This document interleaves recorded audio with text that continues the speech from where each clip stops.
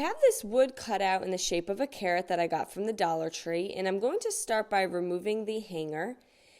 Now I have my straight edge, and I'm going to be making a mark every 2 inches. And then I'm going to draw a line going across the carrot. Now I'm not including the top part of the carrot. Now this wood is very thin. I'm using my straight edge and a razor blade to cut it. I have also used a pair of metal shears before. I find both work. The razor blade does just give a little bit of a cleaner cut, and you just pass over it a few times. You can even turn it to the other side, but it is pretty thin. I felt the razor blade worked fine. Now once I had the carrot cut into pieces, I'm going to paint it using some Mandarina from Wise Owl.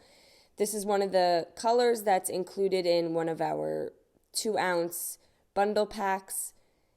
And I'm just going to give every piece except the top of the carrot a coat of the Mandarina orange. Then I'm going to go in with some botanical, and I'm going to use this for the top of the carrot. And once I had full coverage on everything, I allowed everything to fully dry. Once dry, I took my Wise Owl furniture salve. This is just a nice top coat, and I gave all the pieces a top coat of the furniture salve, and then you just want to rub it in with a cotton cloth, or I have a blue shop rag. Now I'm going to mist a little bit of water on my pieces, and I have some chocolate from Wise Owl, and I'm just going to brush on the chocolate. Now you do want to make sure it's a little watered down and that you have that barrier. That's why I applied the furniture salve. And then I have the water in the mister. Once everything was covered, I took my shop rag and I'm just rubbing in the chocolate paint.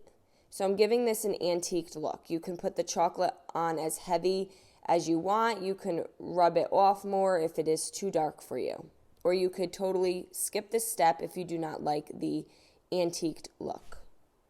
Now we'll allow everything to fully dry. And then I'm just going to line my carrot back up. And I'm going to place it on this cutting mat just so I don't drill into my tabletop. And on the top piece, I'm going to just drill 2 holes, one on the left and one on the right side. You want to be about a 1/2 inch away from the edges. And then the second piece, I will drill a hole on the top and bottom on both the left and right side. So on all the center pieces of the carrot, there will be 4 holes. Now, if you don't have a drill gun, you can totally skip this step. And when you get to the last piece, the bottom of the carrot, just be careful that you don't drill too close to the edge. So once I had all my holes drilled, I'm going to take some jute and string it through all of the holes that we just drilled through. And I'm going to come in through the back sides, that way the jute lays across the top of the carrot.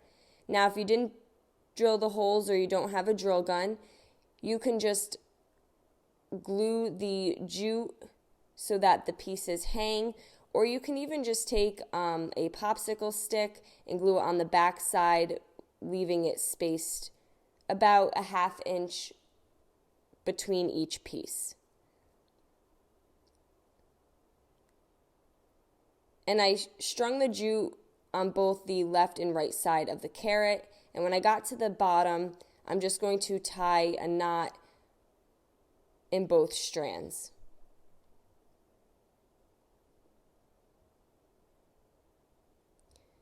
Now I have some small wood letters. I get these from Michael's. I'm going to leave them the original wood. You can certainly paint these any color of your choice.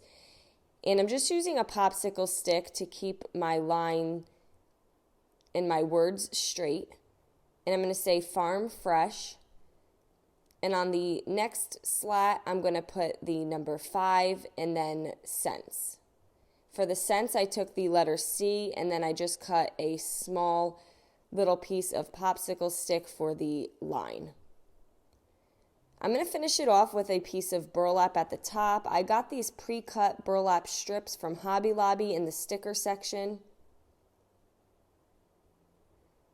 And I'm just going to wrap that around the top.